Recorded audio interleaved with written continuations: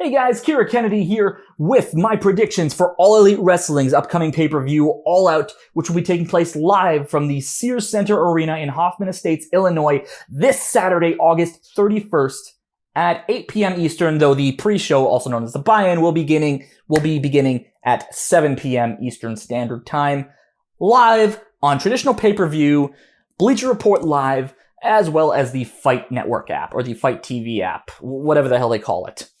I do not use it very often, if you cannot tell. Anyways, this will be the final show for All Elite Wrestling before their TNT television premiere on Wednesday, October 2nd, 2019.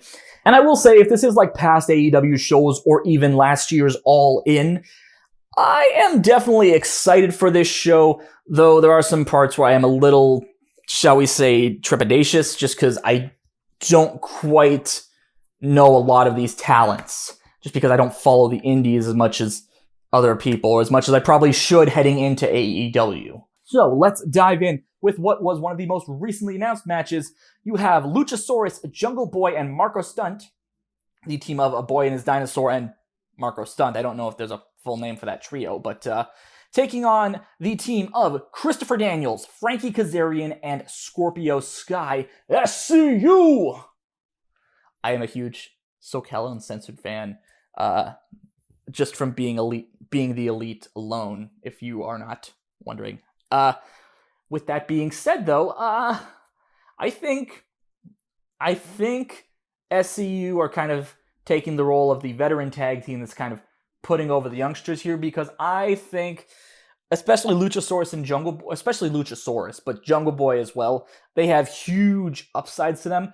I haven't seen enough of Marco Stunt to really judge him yet, so I'm going to be very reserved in my thoughts there. I was kind of impressed at his performance at Fight for the Fallen, where Luchasaurus literally just kind of threw him like a lawn dart at, I think it was Angelico and Jack Evans. That was kind of funny. Anyways, I think we're going to have Marco Stunt and A Boy and His Dinosaur going over here.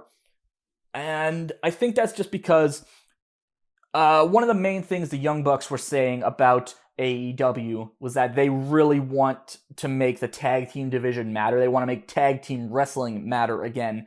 And you want to do that, you got to have some young, really talented teams ready to go. So I think, yeah, you're going to have Luchasaurus, Jungle Boy, and Marco Stunt go over here just to kind of build momentum for the upcoming AEW Tag Team Championship Tournament, just to get some momentum for A Boy and His Dinosaur, aka Luchasaurus and Jungle Boy. From there, we actually move to the buy-in for one of two matches that will be occurring during the pre-show. You have the team of Isaiah Cassidy and Mark Quinn, also known as Private Party, taking on former Lucha Underground competitors Angelico and Jack Evans. I will say this right off the bat. Angelico is the only wrestler in this match that I kind of know of a little more, because I've seen his matches in Lucha Underground. Jack Evans, to me, he's just the guy that does flips.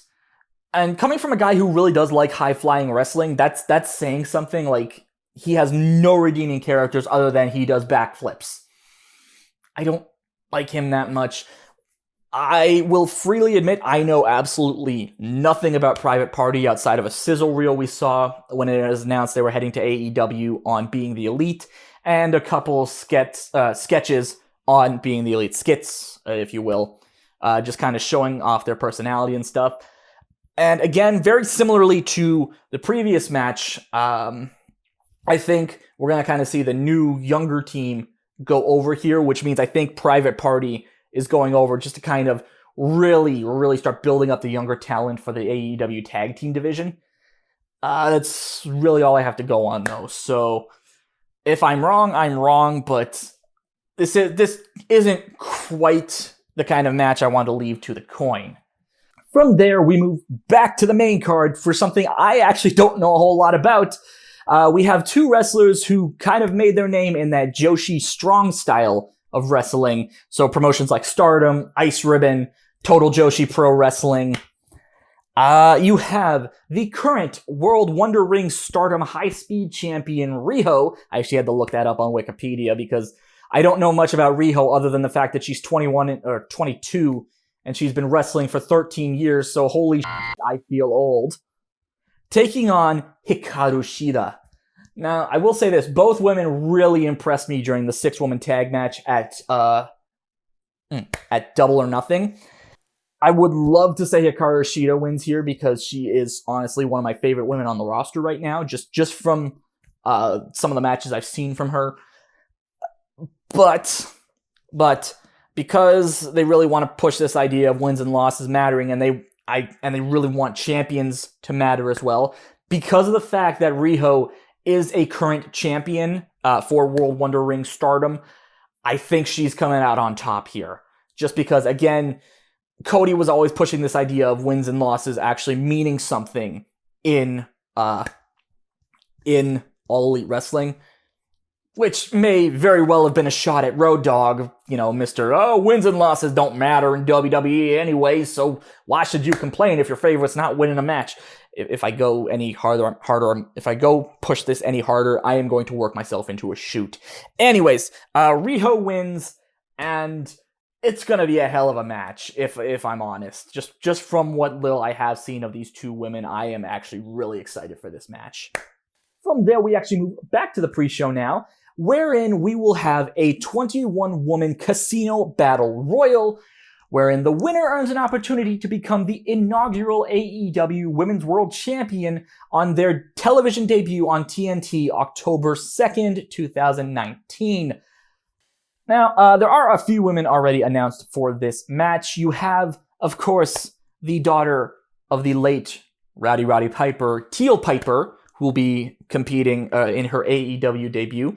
You have former Lucha Underground Trios champion Ivelisse taking part as well as former WWE Women's Champion and I believe current NWA Women's Champion as well, Jazz, as well as a few names who I don't think have fully been confirmed yet. And this is one of the problems I have with AEW. Not the roster or everything, but the Casino Battle Royal format. Because basically what happens is you're going to have 4 groups of 5 women coming out based on a suit they drew. So you're going to have 5 women coming out as part of the Spades group, 5 women as the Aces, as the clubs, 5 women as the Hearts, 5 women with Diamonds, and then the wild card, the Joker, comes out last. The woman who drew the Joker will come out last. I can't talk right now. Now, I kind of have this narrowed down to 2 women here, and even then, the 2 women, I think if one wins, the other will somehow get the opportunity anyways, and it will be those 2 competing to become the inaugural AEW Women's World Champion at their TNT television debut. So I think it's going to come down to either Allie, the former Cherry Bomb, or Brandy Rhodes, the chief brand officer of All Elite Wrestler, or as she refers to it, the chief brandy officer. Now, I will fully admit I'm not that big a fan of Brandy Rhodes, and a lot of it just comes down to her character. It's just way too inconsistent for me. I know Cody says the whole heel and face dynamic is outdated and it doesn't matter, but ironically, Cody and Brandy are probably 2 of the biggest culprits of tonal whiplash in AEW, which has been one of my bigger problems with the company. If I'm completely honest, just putting it out there.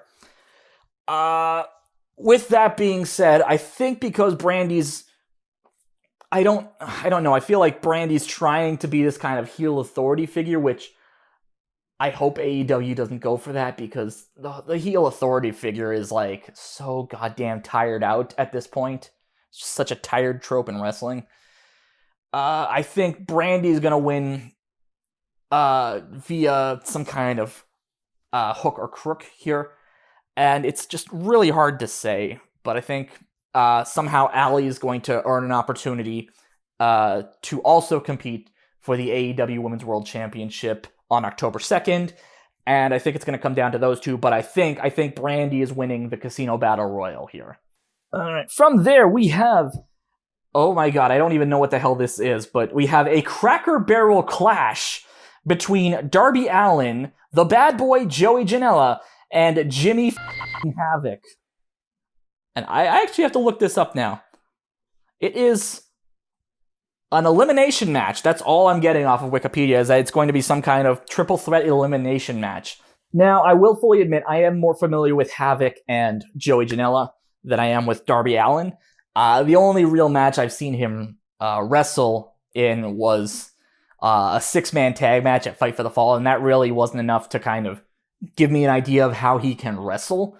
So just based off of like familiarity and stuff that I know, I feel like Jimmy Havoc's kind of the odd man out here, and I don't see Joey Janela winning. So just kind of off of the fact that, again, Darby Allin is the younger talent here. Maybe, I don't know ages and stuff, but he's kind of the talent I'm least familiar with. I can't really say anything about him. So just by process of elimination, I think Jimmy Havoc wins here, probably getting the pin on Joey Janela after stapling his balls or something. And up next, we have a match featuring one of the 4 executive vice presidents of All Elite Wrestling, Cody, although I don't think I can say his last name, so I'll probably just bleep that out, taking on the former Ty Dillinger of WWE fame, Shawn Spears, with former Four Horsemen member Tully Blanchard in his corner, although Cody is allowed to have his own corner man, which will probably be announced at the show, but let's face it, it's probably going to be his brother Dustin. Nothing against that, and, just Cody in tears asking for Dustin to be his partner at Fight for the Fallen was probably one of my favorite moments of Double or Nothing. Even if it came from a match that goddamn horrified me. Because Dustin bladed so hard, he was actually, I think he actually nicked an artery. Anyways. This one... A lot of what's coming down here is the fact that there's a very predictable formula I've noticed with AEW shows, which is another thing I'm not crazy about, but, it's not enough to fully, turn me off of the company at this point. It's like small potatoes complaint. It's nothing. I've noticed a habit here that, for the most part, the Elite tends to go over in their matches. You have maybe one member losing. So, I don't think it's going to be Cody here. I think the surprise corner man is going to be a big factor. And despite the fact that I think Shawn Spears probably has the bigger upside here because, I was just a huge Ty Dillinger fan when he was in WWE. I think just because of that, we're going to see Cody come out on top.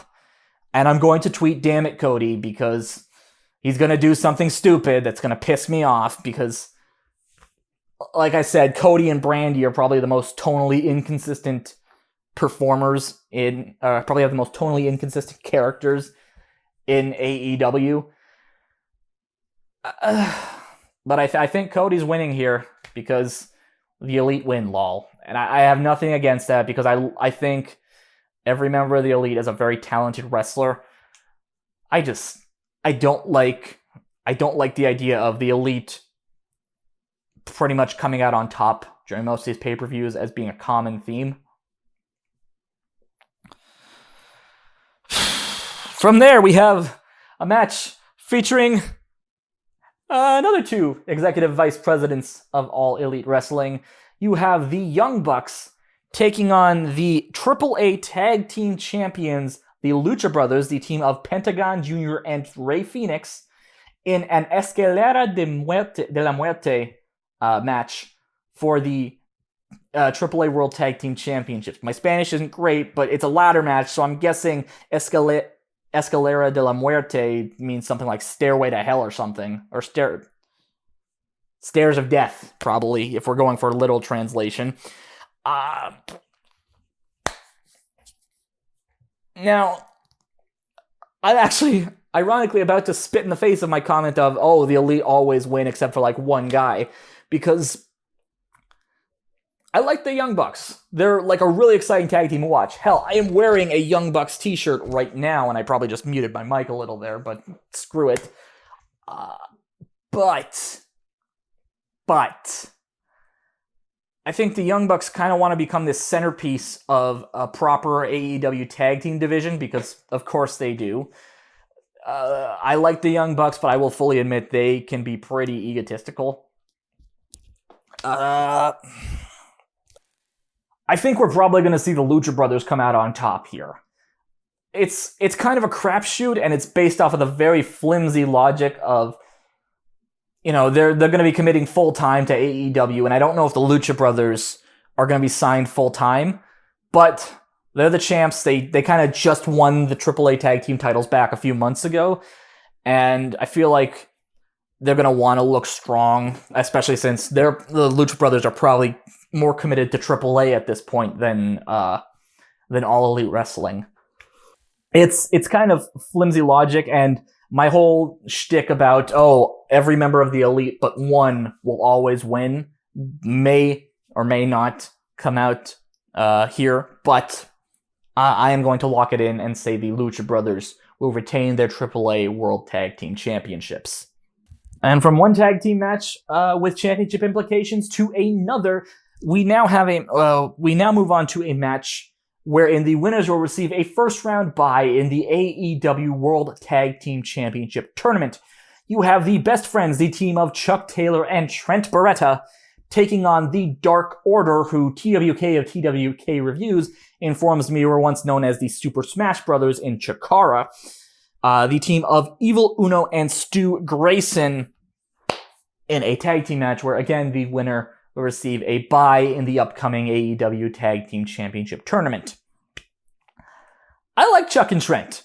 I think they are a really fun tag team to watch. Chuck Taylor was one of the first real indie darlings I remember getting into, just from the fact, number one, he had this spot where he would pull an invisible grenade out of his pants, I'm going to put a link in the cards up in the corner to a video called Chuck Taylor is a Very Serious Wrestler, and you'll see why I'm such a huge fan of Chuck Taylor.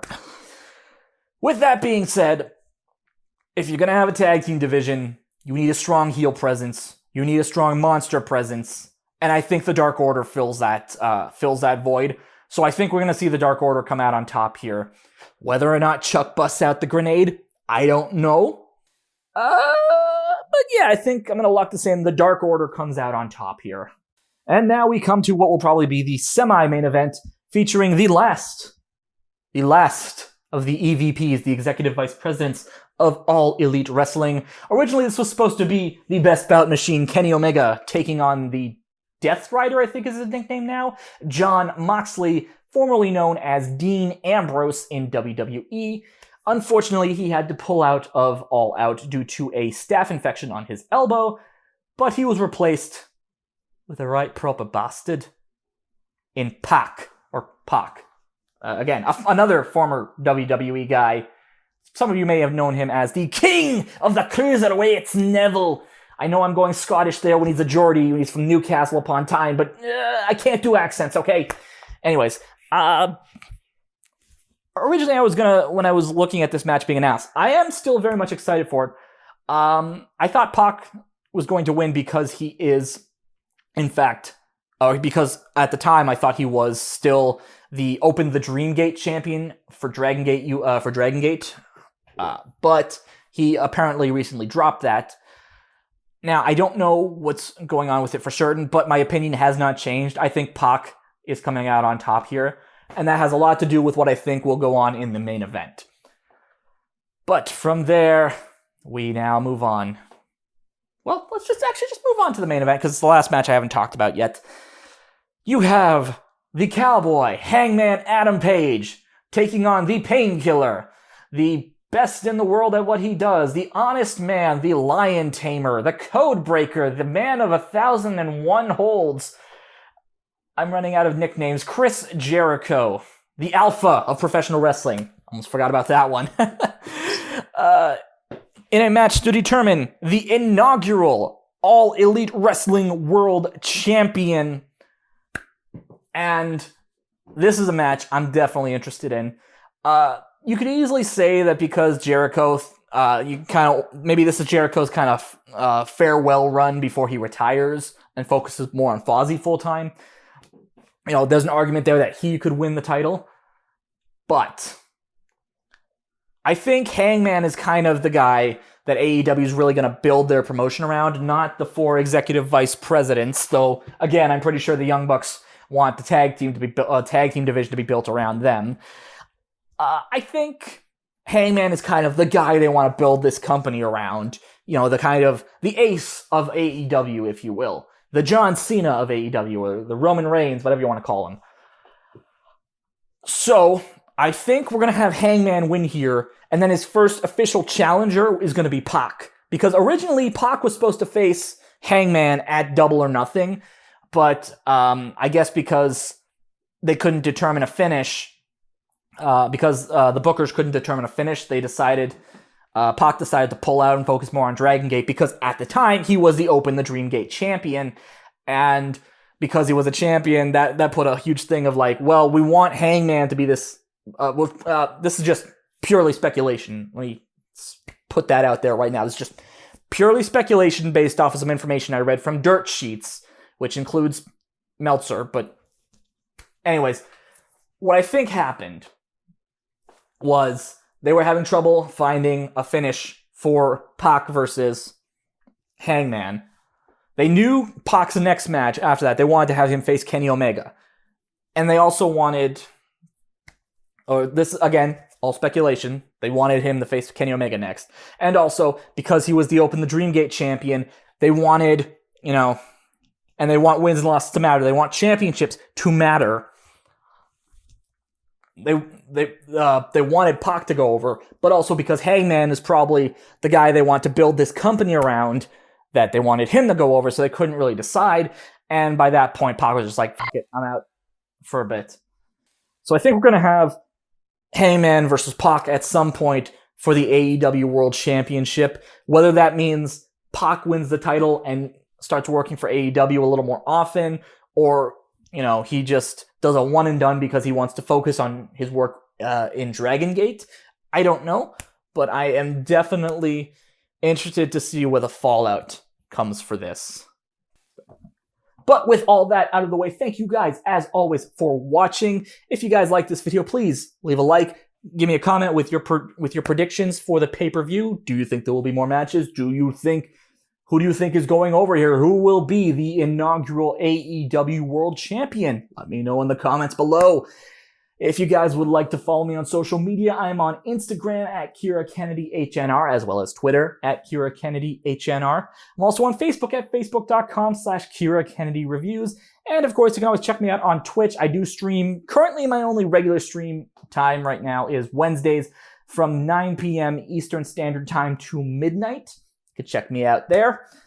All right, other than that, until next time, I'm Kira Kennedy, and thank you for watching. Peanut butter disaster.